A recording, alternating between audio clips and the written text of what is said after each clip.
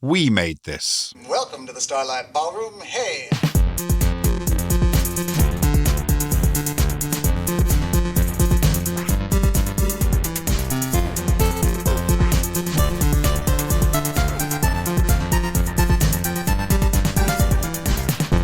Hello everyone and welcome to Shipwrecked and COMATOSE, the Red Dwarf podcast here on the We Made This podcast network. My name is Kurt North and I am here with you fine smegheads today to talk about Red Dwarf 10. Joining me for this excellent adventure is Mr. Matt Latham. Because Matt Latham, you have seen 10 more than Mr. Mark Adams. It has, yes, I have. Hello, by the way. Hello, people. Hello.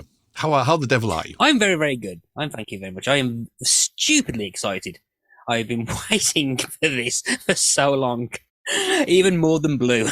Even more than Blue. Excellent. And also with us is my co-host, Mr. Mark Adams. Evening. How are we doing? I'm very excited to talk about what is, to me at least, new Red Dwarf.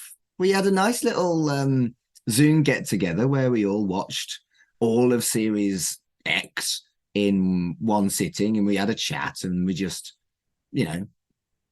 mates watching telly. It was good. But now we're trying to do proper episodes. It feels weird? like a landmark in a lot of ways, don't you think? Or almost like a new phase. It definitely feels like a new phase. As I say, the fact that me and Matt and Carl have all watched this properly, and we had a great time on that Zoom call. That Zoom call is available for a price. What are we going to do with that Zoom call? We did record it. I don't think it's particularly interesting. No, it's not. It's fine. I enjoyed it. I enjoyed watching your reactions, and I enjoyed waiting for certain moments. And I'm sure we'll get into certain moments, especially with this episode as well.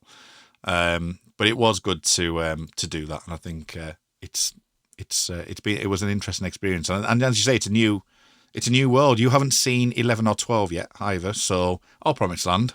No, because we decided that we were going to do the same again. Get together and watch Series 11 together. And at that point, you banned me again from watching more Red Dwarf, you shitbag. Excellent. Okay, so shall we just dive straight into this and see what we think? Do we think we should do that? Yeah. Yeah. Okay, well, let's go and do that now.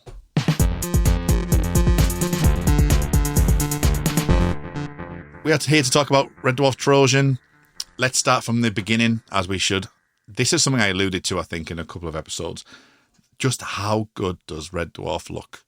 Oh, yeah. In this quality and the actual angle that we get to see Red Dwarf for the first time proper as a series on Dave. We've already done episodes on the theme tunes with me and Colin, watching and predicting and getting things terribly wrong and saying the word lemons a lot. But I didn't know that the very next scene would utilise the original Series 1 and 2 theme from Red Dwarf as well. And that just sent shivers up my spine. There was obviously the 3 to 8 theme. I knew that was coming, but just immediately going, it just felt right. It felt like, there was an element of trepidation. It's a new TV station, paying for it. Do they want to fuck with it? Do they want to change it? Do they want to put their own brand on it? And whilst I didn't hate Back to Earth as much as anyone else, it still isn't great Red Dwarf. It's just acceptable Red Dwarf. And it just settled me into a nice, comfy Red Dwarf that I was ready to consume. So that was a great start. Not a unrelevant, if that's a word, tangent. I mean, you come into this for the first time, Mark. So the first time you watched it was with us. Did you have any preconceived notions of what to expect? Because there's there's a lot of stuff online about the Dave series are not as good as the original BBC series. It's definitely not as good. There are some people who stop watching because of Back to Earth, like yourselves, like Colin. I mean, Colin is very much like would take out copies of Back to Earth and burn it. That's how much he dislikes it. I don't hate it that much, but Colin is not fond. I mean, yeah, and I'll be interested to get his reaction to the same question. Did you have any preconceived notions of whether it's going to be better, good, bad? Was you swayed by online opinion? Or? Not really. I'd obviously heard that it was inferior to the BBC series, but I've recently watched Series 8 and that was fucking shite. So, I went into it with an open mind. I was expecting it to be kind of just okay/good Red Dwarf. And the only things I knew going into watching these 3 series and the film is that the film is about the cat people. And at some point in some series, they all look like Crichton. There was nothing else that I knew about these series. I knew they were on Dave. They had a reduced budget. And so I think I went into it with an open mind, expecting it to be fun, but slightly watered down Red Dwarf. And I don't think it is. I think it's remarkable on how little budget, with an aging cast and 50% of the writing team gone, and a channel in the middle of fuck nowhere on random British telly, that they've come out with a series that is not only not an insult to old Red Dwarf, but so much fun. I think particularly rewatching 10 with you guys and later, I think 10's actually up there with one of my favourite series. It's not a patch on 2 and 5, definitely not. Probably not as good as 6, but I reckon it's probably at least high to middle in the ranking, because there is some really good stuff on this. And as we talk about Trojan, I think Trojan has become what is in my top 5 episodes of the whole show. Do you like it more than you enjoy Blue? No. I know that was a mean question. And it's something I wasn't going to get into this early, but I think Blue I really like, but I think Blue focuses heavily on a certain set piece, and I think that's that kind of overshadows the rest of the episode. Now there are parts in Trojan which are I think are up there with changing. There's a certain moment me and Kurt have been talking about for absolutely ages behind your backs, because we couldn't spoil it with you, which I think is up there with the changing the light bulb and the boxer shorts and that kind of stuff. But when I was rewatching this, I was like, hang on, this episode's actually, there's a lot more to this episode than that, and there's a lot more to it, and that's actually quite funny. And the way it's structured, I think, it's very different to how I think Red Dwarf episodes have been structured in the past in terms of comedy. So it's kind of new, but somehow manages to keep a well pace. And I was pleasantly surprised watching this. I remember when I first watched it when it first aired, I was very much, I'm not sure about you, Kurt, but I was very kind of okay, Back to Earth was a bit iffy, and then by the end of it, I'm like, holy crap, this is brilliant. Have you reassessed your opinion of Back to Earth though as better than you remember it being?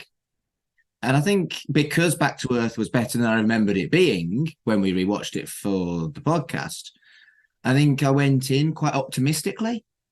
And it was very different to you watching this not long after Back to Earth, I suppose. Yeah, and I think the fact that we've been building it up, but not we've not been saying, oh, it's the best thing since sliced bread. We're saying we're really excited to see what you think about it. It's going to be interesting to see what you think. And I know you could probably tell that we all enjoy it. I would agree. I don't think, and this is not me trying to colour 11 or 12, I think 11 or 12 are really, really good. I don't think they're as good as 10. Right, I think there's moments that's really good in 11 and 12, but there's issues. There's nothing cack. There's no real cack episodes in 10. I think it's a very high quality series. 11 and 12, there are ones that will give Pete Part 2 a run for its money in terms of the weakest episode of the show. Really? Yeah. But there is other gags which are fantastic. I've seen stuff on X or Twitter or whatever we're calling it nowadays. Twitter. where they've actually memed Red Dwarf on the most recent Doctor Who episode, which was really interesting. And the episode I'm talking about is the Wild Blue Yonder. And they've memed, like, out of context Red Dwarf quotes with some of the new stuff. And it is quite funny, but you won't get it, Mark. So you've got to wait until you get to a particular scene, which I'm referring to there. But yeah, I do think that. And I think Red Dwarf 10, whenever I think about rewatching, Red Dwarf is my go-to-bed TV show. I tend to, like, literally, if I'm going to stick a Red Dwarf on for 30 minutes, it's normally that or Alan Partridge, one of the Alan Partridges. I tend to watch as like a, just a nice chill out. And more often than not, I'm picking, if I'm not picking the original series, it's Red Dwarf 10. I tend to pick Red Dwarf 10. It's, it just feels, I think it's because it is recent as well. I think it feels that way. And by recent, I mean the 4th of October 2012. Yeah. Just so we know. So 13 years ago. 13, 14 years ago. Yeah. So that's by recent. I mean, but recent for Red Dwarf. Yeah. Is what talking about recent, we will probably see new Red Dwarf in 2024. We will probably see Titan. We don't know how many episodes it is. We don't know how and where and when or anything like that. But it seems to me it's further along than we thought it would be when they announced it quite quietly, almost like a soft announcement. And then suddenly they dropped huge amounts of information just a week later. And we did poll whether or not people would like us to carry on going along with Series X, Series 11, Series 12, Promised Land, and then Titan. But our listeners said they wanted us to do Titan straight away. So that's what we're going to do. And to be fair, all the hosts said that as well. Yeah, but it's a bit of a tangent, isn't it? That it doesn't mean it will interrupt the plan that we have for Series 11 and 12 of it being new Red Dwarf for Colin and me. Because we won't need to have seen 11 and 12 for a prequel. So let's talk about this episode then. Mark, general thoughts on this episode in particular? You lot absolutely rinsed the moose gag. I'm well aware that you all love it, the pair of you, and Carl, but the moose gag is really good, isn't it? And it's funny. It looks good. It's Red Dwarf how it should be. I don't care that they haven't explained why he's a hologram. I don't care that they're not in prison anymore. I don't care that Kachansky's not there, although I would have liked her there. But it's quintessential, in inverted commas, classic Red Dwarf. So 4 to 6 style Red Dwarf. And I am here for it. And it was a very funny episode of classic, in inverted commas, Red Dwarf. It's just a joy that this exists, and it was new for me 14 years later. Matt, what about yourself? Overall thoughts on this episode? As I said, this is up there with my favourites. Like after a few rewatches, and particularly last night, removing myself of the moose gag, and I'm looking forward to dissecting why that works. There's so much more happening on a below surface level on this episode, that particularly in terms, and this can work for a lot of series 10 in terms of continuity of the whole show.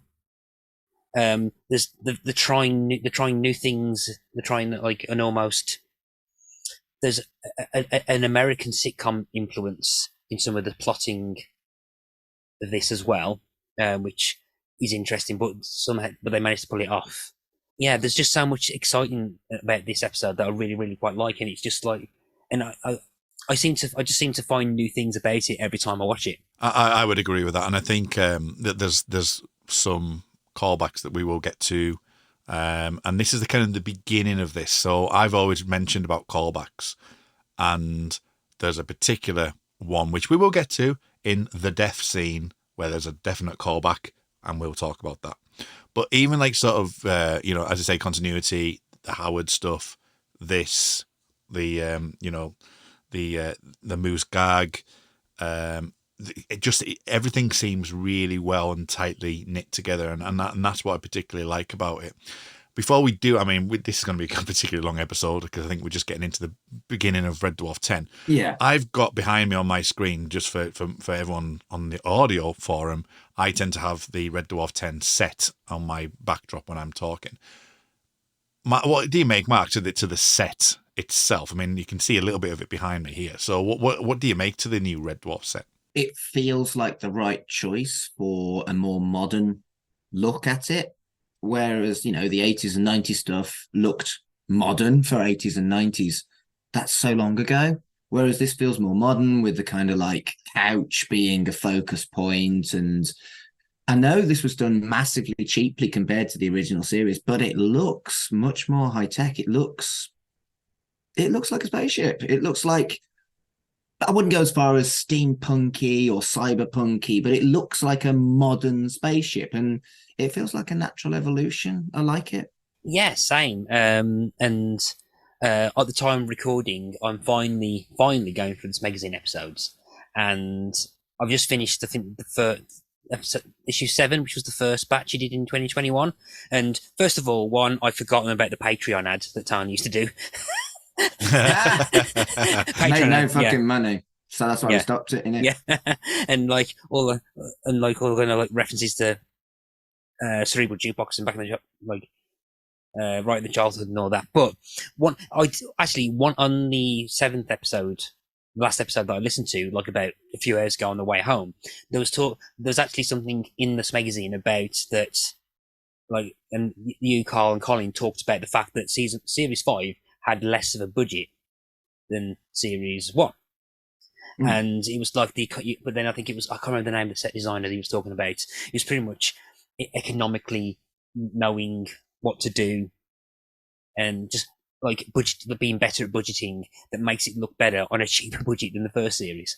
And I think something similar happened here. Now, I'm not exactly sure what the budget was in comparison to the previous series, but it can't be it's got to be either the same or even less at some points. But yeah, it looks really, really good. It looks like there's more money on it when it probably actually isn't. But Dave won't have the same budget as the Beeb. They just won't. I have made an assumption. I haven't checked my facts, but surely it's got to have less budget than the Beeb had. Yeah, but I think the set, particularly the bunk set looks really great. I think the fact that it's now red, it feels like it's more red than grey. Goes onto it. I was, as much as I quite liked the bunks they had in 3 to 5, it seemed too sterile. Sterile. I quite like this. Feels like the engineering bunk. This is the lower decks crew. I think, even though I think technically it's supposed to be officers' quarters or something, because I think apparently if you read into it, apparently they've actually physically moved, which is the in-universe way of saying why it's changed. But yeah, I really, it looks more like they're just shoved in the engineering decks rather than in the plush penthouses of the officers. So it looks like they just roll out of bed and go to work fixing the vending machines on the maintenance decks. And I just like how that feels. What about the first scene that we get? As I say, we see the beautiful Red Dwarf, like I said at the very beginning there, but then we move into the kind of the control room where Lister is watching pig racing. Have you actually watched pig racing? No. There's a YouTube channel. It's an ethical thing. It's the way they get the pigs to get their exercise before they eat lots of food. It's not evil or anything. And it's fucking great. I'll send you the link and put the link on the socials. Pig racing is great. I've watched all of the... Right, my friend showed it me only a couple of months ago, and there's 8 seasons of pig racing. I've watched them all. I just sit there and watch fucking pig racing. It's great. When you lose, do you go, "Oh, you fat pig"? I have got a favourite pig, but she's the worst one. She's rubbish, and I love her. Whenever she becomes anything other than Latham, I'm like, yeah. To be fair, I can't mock. I watch marble racing, so. What's marble racing? Surely there's no right. So I think it's Jello's marble runs where they kind of do races. So they've got running, they'll have just a bunch of marbles, and there's a guy called Greg Woods who does the most earnest and earnest kind of goodwill commentary ever. Just like, oh, and so-and-so's taking over, oh, blah, blah, blah, blah. And then this thing called Marbula One, where they have, like, it's Formula One, but with marbles on, like, designated tracks and stuff, and it's that great. Sounds even more ludicrous than pig racing. Oh, it's so addictive. But anyway. Right, should we do a special on pig racing? It's in, isn't it? 8 seasons. There's 8 seasons. How many episodes per season? It depends on the season. It gets more as they go along. That's got had more screen time than some stuff that we've covered. It does, yeah. It had a bit of screen time. But what I like about the actual beginning of that is that, like you say, you get the da da da da da da, and you have these sweeping shots, which 10 uses quite a lot. They use a lot of sweeping shots right through the whole of the show, and I like it particularly because you've got a bit of energy with Listed, like going, come on, doing that. It gives you just that instant, like a little push up to go, all right, okay, we're getting a bit excited now. This is new Red Dwarf. And I like that's how they lean into the beginning of the episode. Yet it's about pig racing. So it's quintessentially ridiculous and Red Dwarfy, like, armpit name that tune or whatever. It's just so silly. Yeah, I'd have a game of armpit name that tune. And I have watched pig racing, so it's not quite as silly as perhaps to me as it is to perhaps some other people. That's what we do next Christmas, innit? Mm-hmm. Armpit name that tune, as long as Hobbs not fucking hosting it. Oh, we could just have a game of pig racing where we've got to place our bets and see who wins. I've watched it all. Well, maybe I'll save the next season of pig racing, and And we can have a game of pig racing betting. This is what happens when Red Dwarf doesn't do the normal thing and have normal Christmas episodes. Yeah. Yeah. Anyway, and then Moose show up.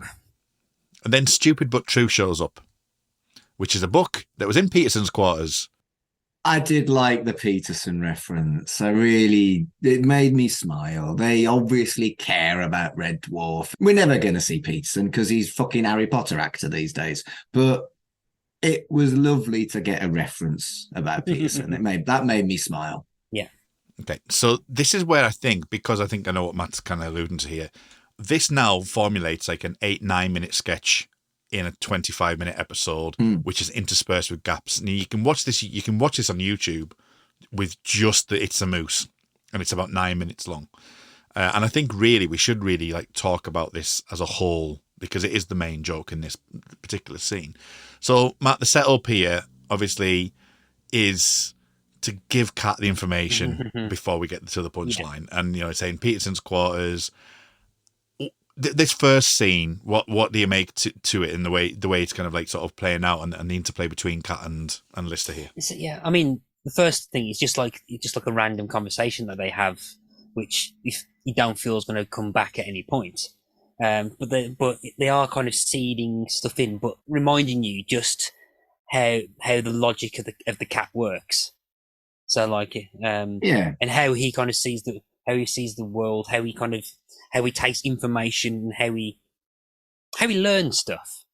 So it's not just about him being dumb. It's about how he takes logic and learns things and applies cat logic to things. So when it eventually pays off, he feels like he's learned something and feels like he's gained intelligence. But because it's how the cat does it, it's humorous because it's how he sees what he's talking about being right, and it just works. But I think the groundwork being laid here, like the subplot for the first half of the episode, I think it just again feels like throwaway, kind of just like, oh, they're just filling time by just having some kind of almost series 7, series 8-ish jokes where it's just like, oh, they're not looking right, they're not doing this and this. Now in previous seasons they would that's just kind of throwaway kind of gags, which feels like it's filling out, which I think particularly in series 7 and series 8.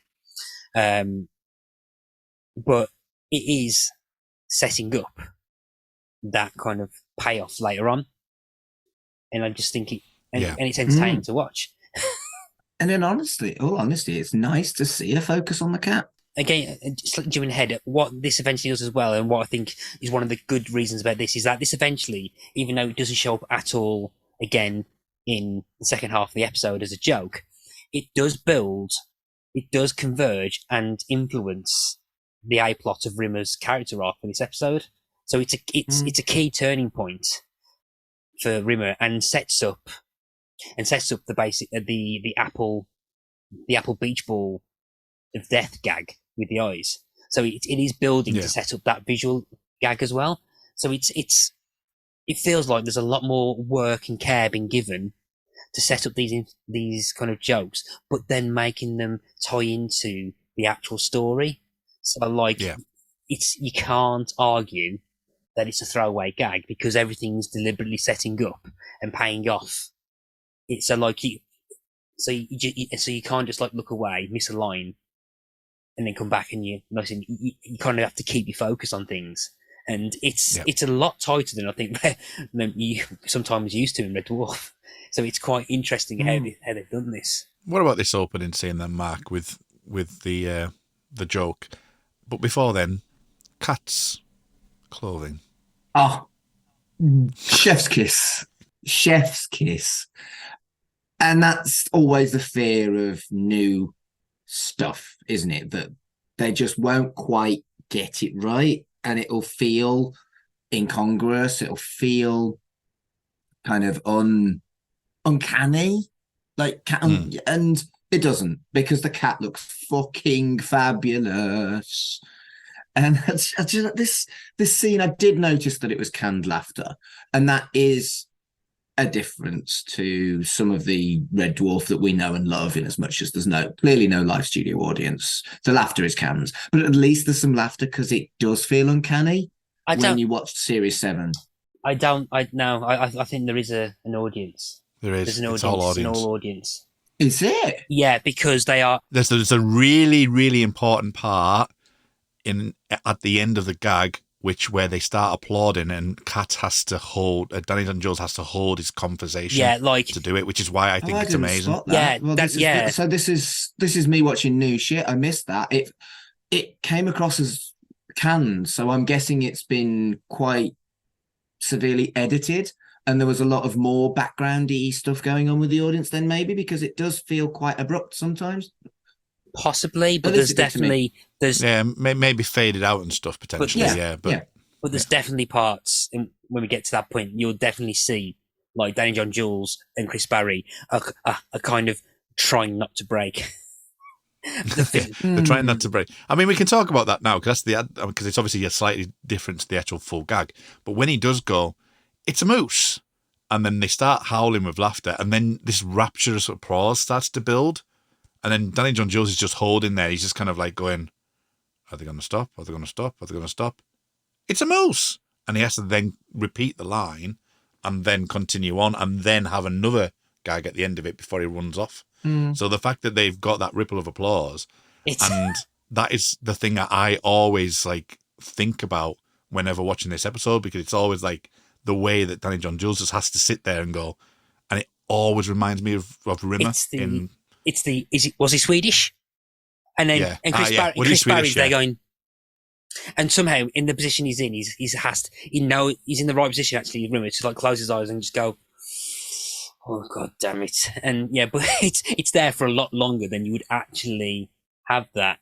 So when you rewatch it after tonight, Mark, watch that moment again, because you'll see it, and it's incredible. It's really, really funny. But this is fascinating, isn't it? Because there's no way I'd have made that mistake with series. Well, it's certainly series 1 to 6, maybe series 7 and 8. But there's no way I'd have made that mistake. But it did. I don't quite know why, but it came across as canned to me. So I think I need to rewatch that. Shucks. What a shame. I actually applied to be in the audience. This is the first time I applied to be in the audience. Amazing. For these Red Dwarfs, because they started to like put them online and saying apply for them. I never got there. Never got in the lottery for it. But this is the first time that I actually applied to be on a show. Cool. And it didn't work. But sorry, going back onto that as well, I think I quite like the idea with the progression of the moose gag. So if we just continue, if you just get the moose out of our system. We need to get the moose out of the system. But so we ended up. Of course, we're not. They're mooses. But I think it's quite interesting, like how, because it builds up with like the different characters and the way. So because immediately when Rimmer starts looking lateral thinking puzzle, and then Lister does the, oh, someone's got to be very clever to get that, and it's like, yeah, just like playing up against Rimmer, you know, like kind of going, right, I'm going to show him up. He thinks that I'm just, you know, I have no intelligence, and you know, he hasn't failed his exams for so long, because even that's in this episode, isn't it? yeah, About I think, but it's structured in a way as well, particularly because the main cause of it is when we talk about the A plot episode, is to build up like Rimmer's resentment and pretty much anger at the world. So for context, because he's trying to relearn his astronavigation things and continuity, deep dive continuity, he's still trying to be an officer. So it's still that. Interestingly as well, I think if on this episode, and I think pretty much every episode of this series, actually, they very much deliberately try to point out that Rimmer is technically the ranking officer on board, which I don't, which I don't think they hardly ever do until at least series 1.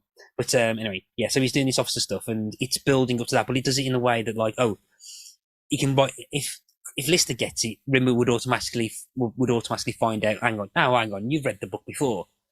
So that would really down. But then because then when Lister goes, and Crichton comes in, and we've got to talk about Crichton, the way that he actually picks up the book, and because he's already read it, because he kind of goes, "Have you seen this thing about mooses?" Yeah. That line is as you say, with that build up, the thing with that lateral thinking question is, one, it's actually if you've been, a lot of people will have been in that situation where you have lateral thinking tests and, you know, to jump in and do all that kind of thing. But to have, like, as you say, the Lister element, then, oh, right, okay, Crichton's coming in. Okay, I'll get him on this because I now know the answer and I can make myself look intelligent. And the way that Crichton delivers that line, just like, oh, it's a moose. It's a tree. It's just like, okay. And then, obviously, as you say, when it gets to the cat, and the cat goes, "Lottery, what?" It's like, here we go. Yeah. I can get this again. Love the way that the cat moves as well. You know, because obviously, you know, it spins round. I've just smacked my microphone. Spins round and really picks that up. And then, as you say, the build up and the build up and the build up comes. Going to that punchline, as you say, was he Swedish? Rather than, because you're thinking, what's he going to say? And in fact, it's just like, a man? Was he Swedish? And it's just like, oh, and you can see Rimmer just go, oh no, and then when he delivers the line, and then because of the very beginning of the episode where they sent antlers out the roof, sun shining, and you know, no, they were in the road, moosing about, all that kind of thing. Because he's, as you say, because he's learned that, he goes, oh, and by the way, the mooses are in the road, not in the car. Yeah, just brilliant, because you think the joke's over, and he just finishes with that touch, and then just dives on out there. It's incredible. And he builds up on all the conversation happening at the start. Rimmer's always been a character where he thinks he's got a very low self-esteem and low opinion of himself, but he's still a part of him still puts himself above the other crew members. So he sees himself as above Lister, he sees himself as above Lister in terms of rank. He sees himself above Crichton because he always sees Crichton as an accessory. He just honestly has no concept that the cat has any intelligence. So what happens is that in that order, he's gradually being undercut and undermining his own opinion of stuff, and which builds up to the whole resentment stuff and the whole resentment and crashing, which closes Act 1 of the episode, which coincidentally was actually the ad break on Dave. Okay. So Dave had ad breaks. I hadn't really thought about that. There would be ad breaks, wouldn't there? Yeah. So there was one ad break, and it was when it was the beach ball of death, the Apple Mac spoof with his eyes and stuff. But and was it supposed to be like a cliffhanger? I don't. It's not very cliffhangy. I don't think it needs to be though for a comedy thing. Well, what's interesting with that is that I keep forgetting, especially now it's on iPlayer, that on my Sky I just like say Red Dwarf and away it goes. And then I select it. And then if I'm watching Trojan and it does it and it comes onto the X, it actually puts the X on screen and it comes straight back again. So it's like it's where the original ad break was. They keep that in with no adverts and it goes straight back in. And every time I do that, I go, oh, fuck, I'm not on iPlayer. And I literally have to go out. I don't know why I do it, But I'd go out of UK TV and go into iPlayer and watch it on the iPlayer, because I think it's the continuity thing that you don't need. You can watch it all in one go rather than having that stupid X come up and just go badunk like that, which is intriguing. Have we moosed out? Is there anything else on the moose that anyone wants to mention? I think we've fully covered moosery. I do want to say is that I do think that as a mission statement saying this is what we want to do, we need to have something big, or like a comedic set piece. I think it works really well, and I genuinely think this deserves to be up there with the best moments of Red Dwarf. I absolutely cackled and pissed myself the first time I watched this. I was in pain because of laughter. I think anything that involves Rimmer getting utterly humiliated in a clever sitcom-y way is always going to be perfect Red Dwarf. But this is so good. Like, so good. And you're right, we howled with laughter when this first turned up, and it's relentless. It's absolutely relentless, and it's blow after blow after blow onto Rimmer's ego, and that's just fun. I think they've actually done a really, really good job of, whilst still being a figure of fun and still being a fundamentally unlikable human being, they've managed to make him more sympathetic with less mean humor here. It seems much more modern, and we're not going to see very much ick going forward. At least that's how I felt. But of course, next episode, lots of ick. But we'll move on. We'll cover that next week. Hey ho, Pip and Dandy. Hey ho, Pip and Dandy. Have you read any good books lately, Matt? Not many. Have you got any recommendations? I've got a recommendation. Sometimes you have to lose before you're ready to win. It's not a long book. And I think Crichton and Rimmer works really well there because, as I say, it's just the interplay and wordplay, which I quite like. I like the fact that they actually just didn't play around with that, and I think it's really effective. But do you expect to fail? Because this, again, going back to the Rimmer thing, that he expects to fail because of, the fact that he's running his astronavs again, and this kind of kicks into the actual resentment file, and what Colin thought was lemons when he was kicking when he was smacking the yellow paper, which was quite funny on the trailer. Not on a lemon. The advert there. It's not a lemon. It's a piece of paper with a fail on it. So how do you think that this scene overall worked then? It's easy to empathize with him in this because lots of us have tried something that we really want and not got there. And lots of us have had to find ways to deal with failure. And lots of us have tried to be a better person and not managed it. And then face. Oh, Chris Barry's face. So much face. Good face. I enjoyed the face. Matt, what do you think too? Again, going back to the moose joke, the hey ho Pip and Dandy does make an appearance at the end as well. So there's another one that pays off later on. One of the more niche types of videos that I quite like on the internet, not those kind, are kind of rap rhyme scheme analysis, where they'll have like famous rap verses on, but then they'll color code certain sounds that rhyme. So it'll show you how kind of different rap artists and different styles all kind of intertwine and stuff. So like you'll have Andre 3000 from Aquemini by Outkast, where pretty much for about 30 seconds every single line is the same sound and syllable, and you just have one colour look through. You'll have, I think, Stay Wide Awake by Eminem, which has about 6 columns of the same colour in like one of the most densely rhymed stuff. But it will constantly keep using these colour schemes to refer to stuff, and I feel that if you had the script for this and colour coded certain ongoing jokes or subplots, you'd have something very similar in that you'd hardly have any white space, because every line or every kind of throwaway line is referring or paying off different things. So even the hey ho Pip and Dandy, which would be like again a throwaway line in perhaps an earlier series, comes back in again at the end. And I thought watching pig racing was a bit obscure. Some people see colour. Some people hear colour, even. My words are all over the place. Some people can't speak. Okay. Hey ho, Pippin Dundee. Is it a phrase you'll come back to, Mark? Will you ever say, hey ho, Pippin Dundee? Will it become a quotable dwarf? I think the problem with quotable dwarf is that I'll never be a teenager obsessively watching VHS videos with this. Sure, I'm going to watch it a few more times, but it's never going to be the consistent, repeated, shared experience with my brother that it was when I was watching the original Red Dwarf. Is it fun? Is it cool? Might I use it? Yeah. But obviously there's not going to be any more quotable dwarf. This is clearly quotable, but not quotable dwarf in the context of what we used to do. Like I say, new phase in it. New phase. I'd still say it's a moose. Yeah. Next, again, going back to Matt's point about like things being interspersed in the episode, and it's dense. It is dense.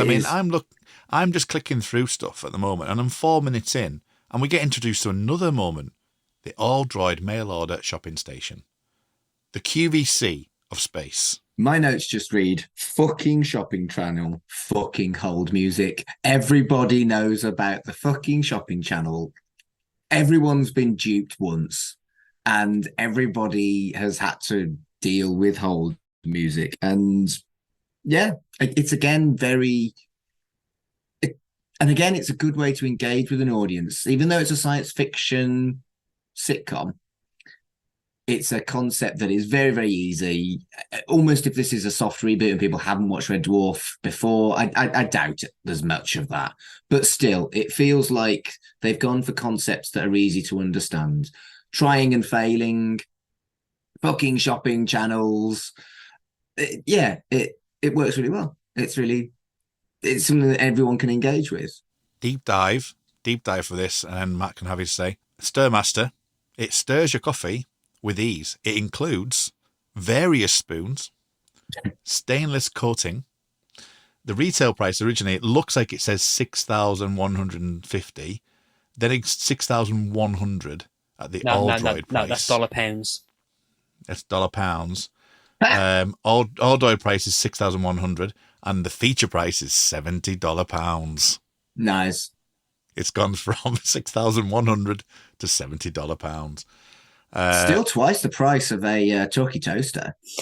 Weren't they only £30? What I quite like is that it says calls may be monitored for tabloid purposes. Nice. Would you buy a Stairmaster to save you 2 weeks so you could go skiing? I've bought some dumb shit. Possibly not as Stairmaster, but something equally as fucking ludicrous. I'm trying to think what my most disgraceful purchase ever was. We're recording this in December. I currently have a candle advent calendar because I'm a twat. But I love my candle advent calendar. So, no, not really. I make some dumb purchases, but never dumb purchases that I don't like. Fair enough. Matt, would you buy a Stairmaster? I've got a soup maker. I like my soup maker. That's well good. It's basically a blender what heat shit, though. Stairmasters are no air fryers, are they? So, have you got an air fryer? Yeah, I want one of them. Got one with 2 drawers. So again, that intersperses. So during this, I mean, you haven't said whether or not you would buy a Stairmaster, Kurt. No, because I don't drink tea or coffee. So no. I am retracting your British citizenship if you're not drinking tea. That's fine. I've just drunk a cup. Right, what is your most ludicrous kitchen appliance? I've got a bread maker and a soup maker. I've got a Liverpool Football Club microwave. Do you even support Liverpool? Yes. Oh, okay, that's fine then. So it's not as ludicrous as it sounds, but yes, I still have a liver bird emblazoned onto the top of the microwave. I love that they have done a football branded microwave. There is literally nothing that football won't brand. Good. What's your most ludicrous one, Matt? I've got a double-decker dish rack. Smooth. That's nice. That I want one. Gives me more real estate to dry my dishes because I was expanding onto the workstation. I might get one of them. So I am very susceptible to dumb shit, it turns out. Who's surprised? Should we get the phone? We get the phone. What did he make to the phone? Because it's not new. That's kind of like, that's going back a couple of decades, the phone that he uses with the aerial on and like kind of, you would have a home station for it and he kind of carries it around with him. It's a visual gag. And that's important. And I think that's why they did it. But yeah, it looks like the cordless telephone that I used to argue with my brother over when, again, I was watching Red Dwarf as a teenager. So maybe it's a nod, or maybe it's just practical for the visual gagness of it all. Purpose. But yeah, it is clearly outdated. I do like, I mean, even if it is a kind of a gag in that way, I do like the fact that they still kind of play around with like the CD, VHS aspect and go, actually, let's use some older tech in a universe 3 million miles ahead of us. I always like that kind of using nostalgic stuff in futuristic terms. And I think it works quite effectively. Let's talk about the all droid gag up in total then, because again, it's towards the end. It pays off with the making their own Stairmaster. But Matt, what do you make to this thread then? The fact it's my partner's one of her favourite moments is when Crichton has to get on the phone and talk to the droids, which is just absolutely comedy, like gold. The way he utilised that body is incredible. What do you make to this thread and this gag? Because this one's probably the weaker for me. I think there's moments it doesn't really land. It's probably just to give Lister an actual, like, a subplot to do, because it is very, very Rimmer heavy in terms of Rimmer psychology. It's actually quite a very important Rimmer episode when you think about it. Which, considering we've just got to this point before we acknowledge that it's in fact perhaps one of the most important episodes of Rimmer's character arc. But then again, this is also another example of they seem to keep closing Rimmer's arc with the same ideas again. This is another version of that. But to balance it, I think they need to give Lister something to do. And they give him that Stairmaster type thing, which is probably not his best. It's probably not his most interesting arc that he's had, but I think I still feel like it's perfectly in character, because again, this is the first time that we've seen Lister in about 13 years, and he's probably gone stir crazy, pardon the pun. So, well, yeah. So he's well into middle age. So he's got to that point where the most mundane things might be slightly more interesting. As I say, it's got two interesting things. So the Crichton thing works for me, but the one which feels like it needed another draft was the whole, like, God damn it, that whole scene where he's like kind of, I'm going for the phone. It felt too much. Mm-hmm. It was too repetitive. It needed to like have a draft on there, and I thought that was the thing. But overall, I thought the actual concept was good. I just don't think out of everything that we see, I don't think it's probably the strongest one. What do you make to it, Mark? I think that's fair. I think I agree with you on that. But then what it does do, though, is that it gives another kind of closing visual gag of combining them. So you've got the android or hologram crash face with the spinning beach balls of death with the simulant. Yeah. But then, so she's there with that constant expression, but then also being used as Stairmaster. So like karma wins out. The two stories combined. So together. again, so that kind of two visual gags are combining to each other together and stuff. And I think, and it kind of works because it means that things kind of overlap. So there is a payoff to it. There is a payoff to it, and all these kind of visual gags are all repeat each other. So I think it kind of adds to that. Yeah, oh, definitely. I think I'm not denying that it's actually really important. I just it doesn't. There's moments where it works really well, and there's other moments where it doesn't. There is some, like, as I say, some aspects where it's like, would you like to complain about being put on hold so much? Yes, I would. Please hold. Which is just brilliant. It's just, what a brilliant line that is. It sums it up as well, isn't it? It's just fun. And other people's frustration is funny. Your own frustration is not funny. Tell you what I was disappointed by. Well, Trojan was the name of the ship. I was never going to be able to predict that. Didn't I say something about condoms? You being you, probably. Yeah. Trojan horse and condoms.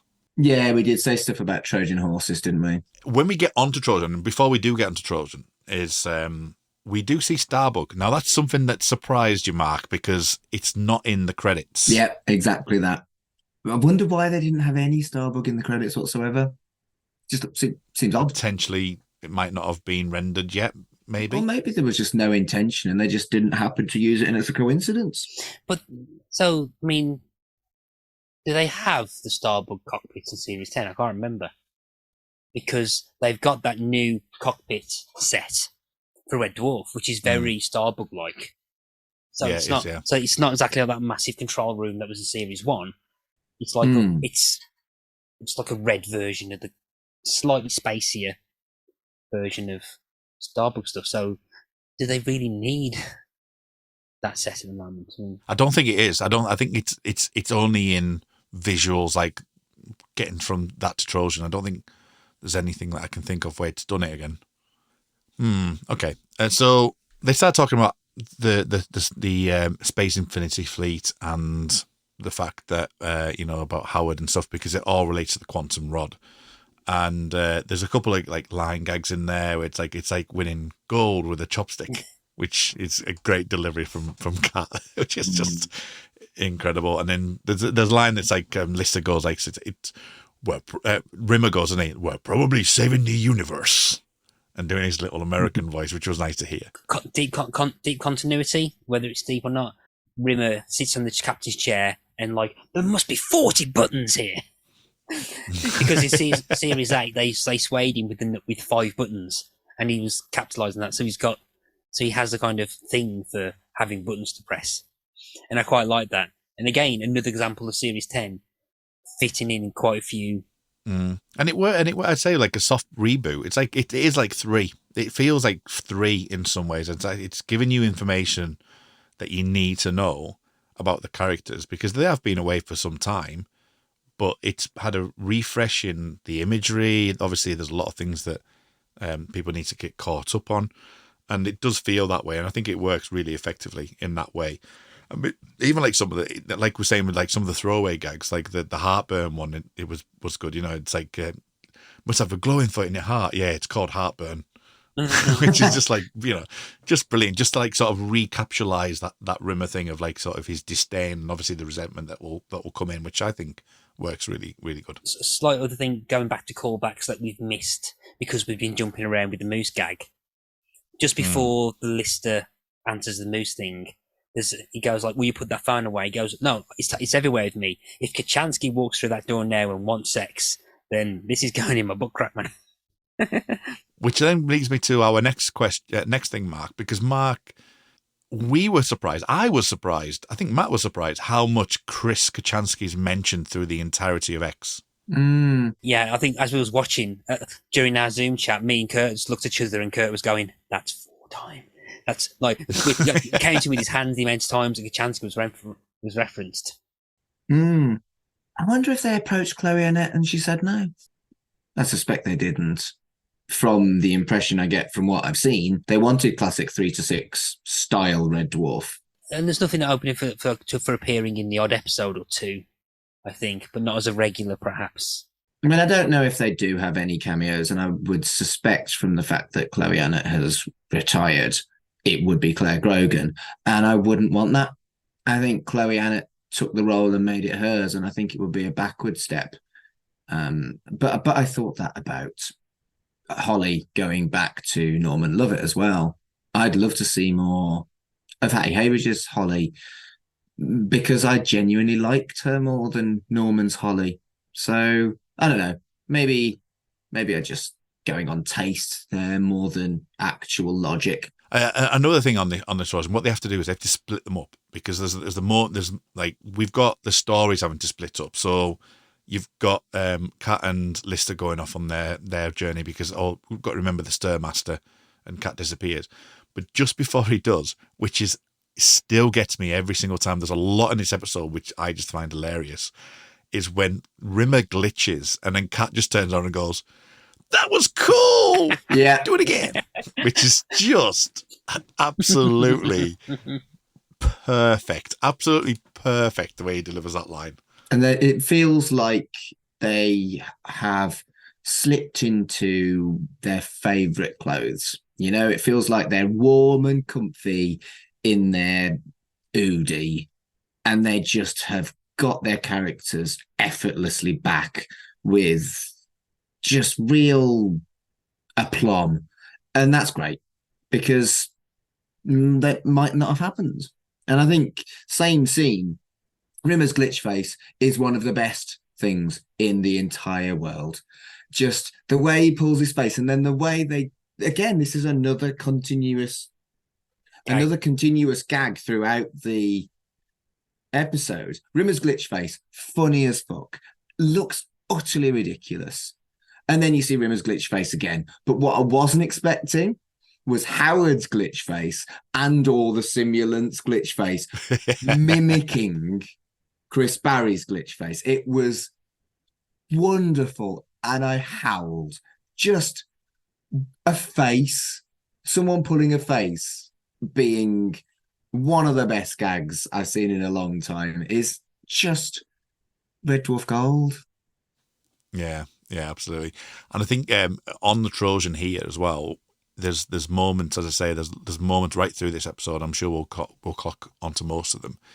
But the one that's really interesting and stuck with me, I think it might be on 3 Million Years, Matt, I'm not entirely sure, but when Chris Barry is at the console and Howard Rimmer, because of the quantum rod, which I'll talk about in a second, but the quantum rod brings Howard Rimmer like in all over the airspace, and Rimmer takes the call, but I think the chair didn't work properly, so Chris Barry has to replicate him going down on a chair as if he's in a chair.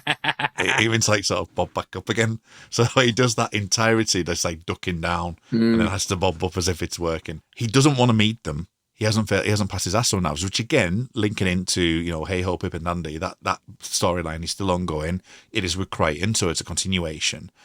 And not only that, and this does happen again. It's not really a spoiler to say this does happen again, but the way that Rimmer instructs Crichton to forget the last few seconds and then to say blah blah blah.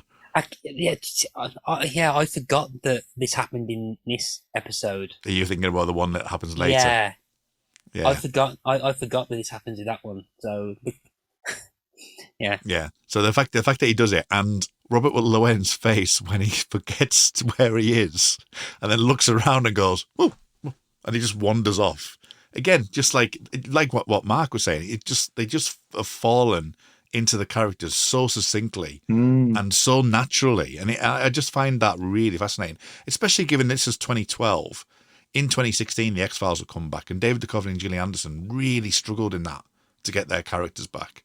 These four have just gone boop, and they're just back to normal. And I know it's less time has happened from 2009 to 2012 compared to 2009 to 2016, but at the same time, they just seem to have fallen directly into their nature. And then, of course, the quantum rod does come back in the later episode. The whole concept of it, because of the entanglement and the synchronicity that both Kat and Crichton experience. And I like the fact that they've utilised something from the first episode again in a later episode. And we talked about that in Series 6, that they did that for Series 6 on the Trail for Red Dwarf. So this has very kind of interesting allusions with 6 in that regard. I think it probably makes more sense than 6, because they must have technically gone round in a circle for 6, because they fiddled with the order of the episodes. Yeah. I mean, I remember feeling very dirty that I had to criticise a moment of Gunman of Apocalypse. Do you want to criticise it again, Mark, to feel even more dirty? No. He's gonna have to have a show. He's gonna have to cry in a show in there. So, I'm so sorry, Gunman. I didn't mean to.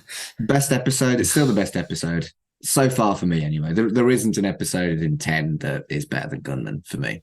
Back to Reality is still better. There isn't an episode in 10 that's better than Back to Reality either. That's my second favourite. And speaking of that, on magazines, stop getting Back to Reality wrong.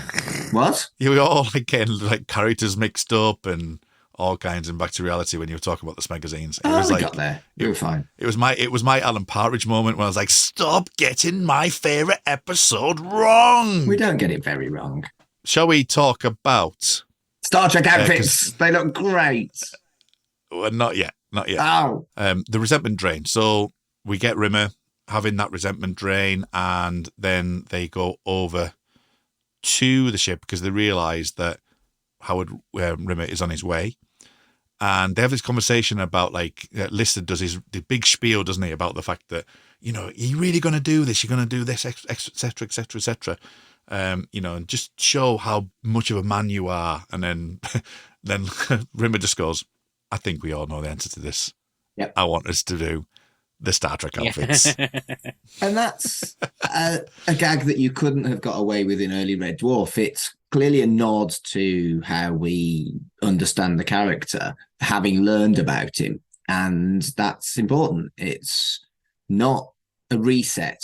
It's clearly not a reset. I still don't quite know what it is, because they should still be in prison. And according to the Christmas episode, they should be in prison for, oh no, they'd be out by now, just about, actually.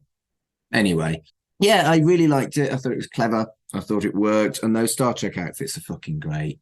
And I think there's a fun nod to, once again, the kind of there's not a rivalry between Red Dwarf and Star Trek, but they kind of pretend that there is. And the whole Patrick Stewart thing, and those outfits look great. They do. They do. Sim Crawford and Howard come aboard. One of my favourite moments in this episode, in the whole of Red Dwarf. But you were such a twat. It's just You were an utter twat.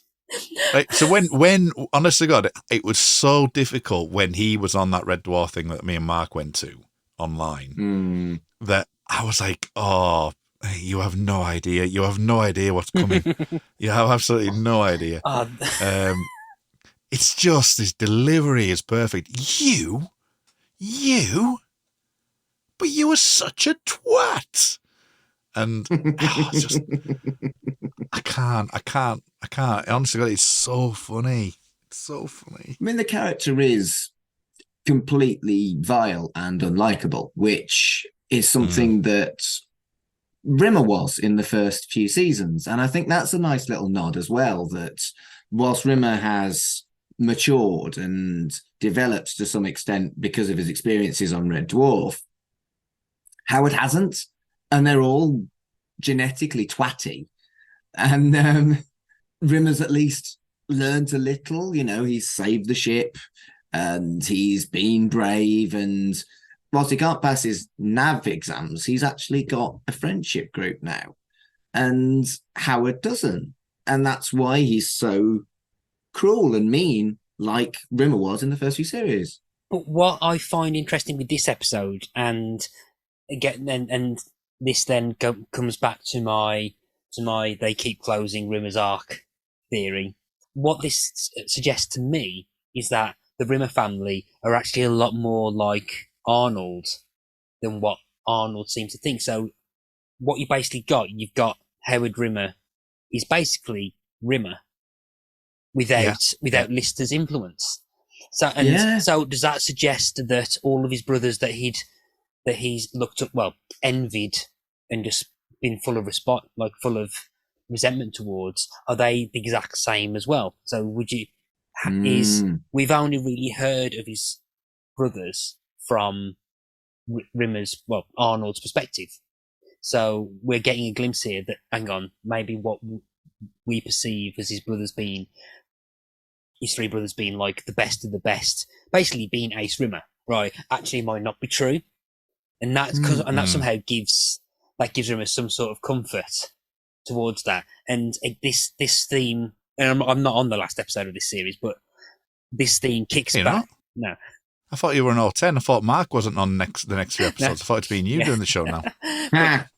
but this theme kicks back in again with Rimmer in, I can't remember the name of the last episode, but the last episode is another Rimmer focused one. The end, isn't it?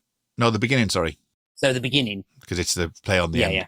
The beginning kind of doubles back on themes on here, and again will close Rimmer's arc in the same way that Only the Good, this episode, and Almost Out of Time kind of started alluding to. So we're knee deep in them kind of repeating kind of things in with Rimmer, and no spoilers. It's Rimmer's own Ouroboros. Yes, is what we're saying. Yes, is that what we're saying? It's Rimmer's own Ouroboros. It just keeps circulating around the same story. And no spoilers, but do you want me to close my ears? No, you don't have to. But people who've watched Compromland, we're getting a version of Rimmer without Lister. There's still some kind of there's a likable form of Howard that we have with Rimmer, because I think Rimmer's always had that self-loathing and that envious, whereas we can assume that Howard has never felt envious of he's probably never felt envious of Arnold, because of the fact he honestly thought Arnold was shit. So, and was proven to be, which is what Rimmer was trying to do with the gap with the lateral thinking exercise, but was proven wrong. I mean, we've got to give kudos to Mark Dexter, because he does such a good job. And, as much as like we've talked about Titan, and, not necessarily saying that someone like Mark Dexter would play it, but I could see something like that working. Like if you can get someone that good in a Red Dwarf universe, because we've not really seen someone like Howard Rimmer before. There's people that have been introduced, but there's not really been like the Howard Rimmer. And I'm not saying that obviously, it would be a perfect match, but for me, if I stretch far enough, I can see a Titan version with different characters if you're going to do it that way. But the problem with Titan is it's going to be a prequel. But I could see Red Dwarf universe with different characters, and I think Howard Rimmer is a perfect example of that. Another perfect, beautiful gag it's not even anything that's like, it's the way it's delivered again. It's the fact of Crichton Krajinski, and I said, and I messaged you both last night on this, where it's just like, it's like, oh, well, a mechanoid. Why didn't you go with something like Sim Crawford here? And he just goes, oh, yes, he likes to work with the unfortunate, blah, blah, blah, blah, blah. I said, no, we just hosed him down and gave him a hat. And Crichton's face, kind of face. It's great. There's a lot of good face in this episode. So much face. I like face. I've enjoyed faces in this episode immensely. And you rebuilt him. And again, but what's actually quite good with that, with Howard, actually tells you Crichton's story as well, because it says about you rebuilt him. He was on the Nova 5. Don't mention Nova 5, but, that we found him, we rebuilt him, blah, blah, blah. All of that within that small sentence gives you Crichton's backstory. So that's what I mean by the reboots. It's good for that perspective. I'm not sure we could even call it a soft reboot, but I think that's a little kind of moment to help. Yeah. Just a refresh of who they are. Yeah, a refresh rather than a reboot. And then we get introduced to Hampton, who keeps forgetting. Hampton. And then David Listerton Smythe. Just no reason for it, but it's funny. And he's a touch tea. That is so Trek. That is such a piss take of Trek. Yeah. Such a piss take. See, my mind went to and again, I've only ever seen the first season of it, so is Babylon 5 and the Telepaths. Well, yeah, but Babylon 5 is better than Deep Space Nine and what Deep Space Nine should have been. So I'd retain So Trek. I'm holding off on my comments. I need to finish watching Babylon 5 because I really enjoyed Babylon 5 is great. I really enjoyed that first season. The effects, yeah. I know, that's why I can't do it. That's why I don't like the effects. I don't like the look of it. I just can't do it. Anyway, touch T's turn. Go on, touch him. Honest to God, it's just like it's just one thing after another with this scene. It's like literally like Crichton Krajinski, the heartburn stuff, the twat, the Hampton, the touch T. The criticism I have here is Crichton telling everyone in space of everyone saying, touch T, it's touch telepathy, sir. It's like, wouldn't Lister already know that? And are you not telling Howard and the Sim that something's afoot? And it is purely for the audience. And it does feel a bit off out of the entire scene. That's the thing I feel a little bit, always throws me out a little bit, but I know why they did it. I hadn't thought about it, but I think you're right. That's me who goes, oh, we haven't got time for it. We've got plenty of time, bud. Yeah. Go ahead, touch him. Yeah. I think maybe the touch T thing might be something you wouldn't have had on a mining ship, but you'd have had on a ship like Trojan. So maybe, he's a miner. So maybe he doesn't. No, no, I think something like a touch T is probably a thing that people know. But just Lister working out that the best way to do it is to squash his head so hard you're feeling discomfort. You're thinking I'm pushing your head too hard. The way that Mark comes back at that and just goes, "Oh, that's amazing!" It's just like, oh, that is comedy timing perfection. It's just the way he reacts afterwards is brilliant, and it's a nice little nod to how dumb Rimmer can be as well.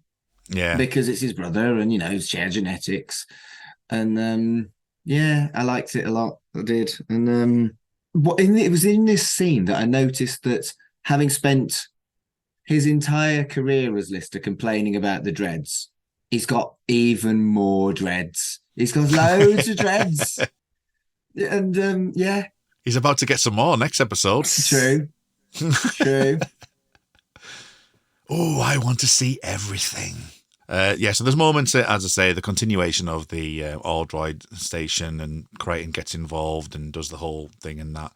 And then we kind of have the resentment that we find because Howard doesn't then realises that he has actually got resentment for Rimmer.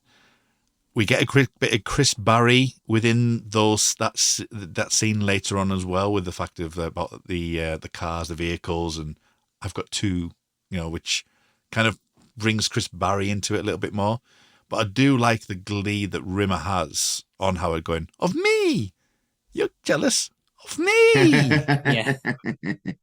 Which is great. And obviously Sim Crawford disappears in the teleporter. And that's something that you did pick up on the trailer, actually, that you were saying there's a lot of teleportation in the show. And that tends to be a new kind of facet that happens quite a bit in the show now. They are dressed like they're in Trek, though. Yeah, dressed like they are in Trek. That's true. Just before that Sim Crawford teleports, they say, "Oh, we'll catch you up and move the ship." And there's a bit where he goes, "I don't feel the ship moving." And there's that other kind of Star Trek kind of gag where they say, "Yeah, we're turning right," and everyone's like, "Yeah, we're turning right now." And he points. Good. I don't feel it's turning. So a tiny thing on this. Why was she Sim Crawford rather than Cindy Crawford? Because that's too much of a gag. They couldn't afford Cindy Crawford. That's probably too much of a timely gag. They probably would have gotten away with it in series 1 or 2 if they did it that way, but not in 2012. I would have preferred Cindy Crawford. She does a good resentment face later on there, so all is forgiven. Honestly, howled. Brilliant. Absolutely brilliant. When we get out of Howard Rimmer and the resentment train, they're on it's strange enough that obviously they have to bring everything over to the Trojan to actually do the resentment train. And we find out the history of Howard Rimmer. And then we also find Sim Crawford. But we also find that Kat's struggling to find his way around the ship as well. So he's all I find quite funny is that he's now having to trying to navigate his way around the ship, even though he's pretending to be the navigation officer. During that, as I say, the realization and obviously the whole thing about he's finding it, and when he does get shot and the Chris Barry aspect to it, this is where we can talk about Crichton. Mm-hmm. Because I've got a feeling, and again, I think it's the 3 million years bit where he talks about this, the amount of water that Crichton's mask is held, and I think he actually pours it out at one point. I'm not sure if it is this scene or even this season, but he mentions it. But within this scene, you can totally see his eyelids are full of either water or something. It's just not, or it's melting or something. By water, do you mean sweat? Horrific. Yeah. Water, sweat, something. Because when you look at the scene itself, you can see Robert Llewellyn kind of pushing his head back a little bit and just trying to see through his eyes. And the whole of his eyelids, or where his eyelids should be, look like it's something's really badly affecting him, and I don't know if it's a rash or sweat or something. So that's why I wanted to wait to this point, because it's kind of off-putting, because it's not too bad up until that point. And I know, Mike, you've got some interesting discussion to have on Crichton's new mask, but on that particular one is the one that jumps out at me every time. It's it doesn't look great, and I know they had to probably do it because of cost reasons, but Yeah. it needed to be done again, that really. And again, credit to Robert Llewellyn for sticking through it. He has the hardest time. And you're right, it does affect it, but it's still funny. It's still a great scene. And they do make a good job of kind of like almost fast tracking a Rimmer-like sympathy for Howard, because by revealing more of his backstory, it does become more tragic, like Rimmer's is, and I ended up feeling quite sorry for Howard. So good job on that. Matt, Yeah, Crichton's mask. I'm not a fan of it. Why? Why are you not a fan of the mask? It's the nose. Okay. I think there's just the nose seems a bit too pointy, and the chin, as opposed to previous ones. I mean, 4, 5, and 6 are probably the most consistent it's ever been. 7, I think the mask in 7, I think looks really, really good with all the high like contours and stuff. And I think 9, Back to Earth, I think is very similar to 8, which is just like a smoothed out version of the 7 mask. But I think we're now at the point of the show, and not spoilers, but yeah, the Crichton mask never looks the same as it ever did again. I think it looks a lot better because I think the round it out. I think the round it out, it looks a lot more comfortable in 11 and 12. But yeah, there's just something about it which just looks too harsh, too angular, and the nose just doesn't look. There's just something about it. If this looks like what would happen if they met another Series 4000 droid, you'd immediately tell it's a different droid. If you said it wasn't Crichton, that's how much it's very kind of uncanny valley for me. Okay, yeah. Well, I can see that. I can totally see why you'd think that. As I say, I think majority of the time it didn't really bother me, but I think that one particular scene did. Yeah, I'm okay with it. I guess I'm happy that we've got low budget Red Dwarf. Unfortunate for Robert Llewellyn's comfort, but yeah, it didn't particularly bother me. The final scene is they all back in the bunk. A letter comes in, and I think this is a little bit chef's exam for me. This is kind of like it doesn't really kick on after this episode, so it's not really followed up on. But it feels like it's them playing a joke on Rimmer, like in my head canon, because they're saying about like the Red Dwarf is now going to be called the SS Rimmer. And, well, that's the highest thing of what, et cetera, and then Rimmer gets resented. It does feel like a little bit like that, Mr. Lister, sir. It feels a little bit like that, and it doesn't really continue on in any form. But I'm quite happy with that. I don't know what you think about the end scene there. I think it's just a wind-up, like you say. It's like, yes, Mr. Lister, sir, and I think it works because it's funny, and we get to see face one more time. Good face. I like the face. Yeah, it's a Red Dwarfy way to end an episode. I think they went quite safe with how dwarfy they made it. It really feels like a comfortable coat.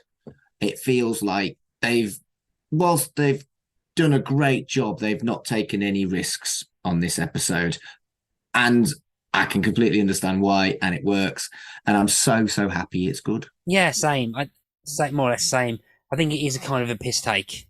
There's a certain point where I think it wasn't, where it's saying like, oh, we're now going to award Howard a retroactive officer ship or something, which I think kind of helps the kind of almost soft reset the episode so that the kind of stop Rimmer's character arc from getting too kind of recovered or something. So I think it kind of helps build that resentment back a bit. So up to that point, it's like, oh yeah, so it's not. And I believe that bit, but then the SS Howard Rimmer, I think, is definitely a piss take. Because like they're all kind of waiting for him to kind of snap. Yeah. And I think it's a kind of good visual callback gag to end the episode on. Great. I think I did remember something that we haven't talked about briefly, and it's gone again, which is great, isn't it? That's always it's great when that happens. But there is something that we didn't. Actually drawing on Rimmer's face. Yes. That we didn't do. That was the one thing that we didn't pick up on. And I think that again kind of downplays the Rimmer ness of it. It's like it's a, and then Lister's very kind of reluctant to actually do it to begin with. He's like, no, we can't do this, and then he just gets involved into the fun. So I think there's that other than that, I don't think there's anything else. Shall we move on to next week, where we were talking about fathers and sons? SUNS. I'm just briefly skimming through. So I'm just quickly skimming through the tongue-tied fandom wiki, and there's some background information on this, where apparently in Dimension Jump 2011, there was comments by Doug Naylor suggesting that he wanted Series 10 to focus on the characters' family backgrounds. One idea that seemed to be hinted at was that an incarnation of Frank Rimmer would show up. In the end, this manifested in the inclusion of Howard Rimmer.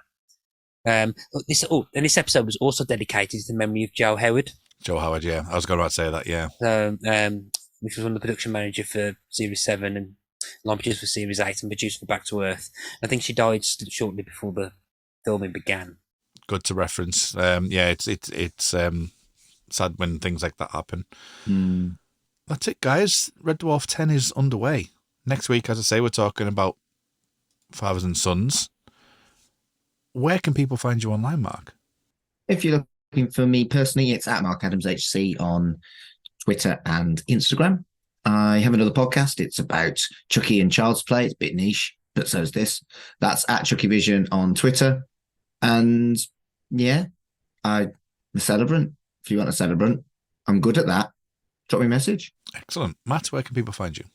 Go to Linktree/Matt Latham and all my stuff's on there. I'm not going to go through all the handles and stuff, but you can follow my music podcast, Bigger Disc, talk about music.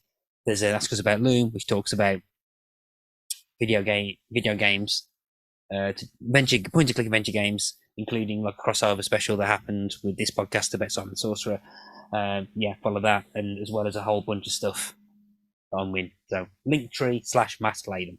Excellent. You can find me on Linktree as well, /Muldrake. And the one I'd like to push at the moment is the new, new Red Dwarf podcast that I've started. This is not new. This is well old now. The new Lost podcast that I am doing called the Magic Box Pod.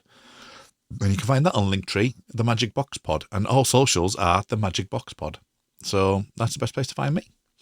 So until next time, thank you all for joining us and for jumping on the journey of the Dave series of Red Dwarf 10. And until next week, it's a moose.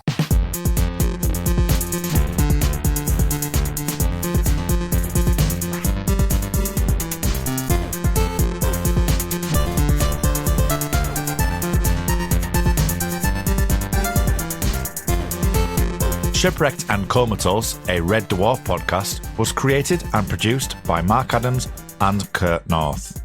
You can find us on Twitter at Red Dwarf Pod, and we are part of the We Made This Podcast network.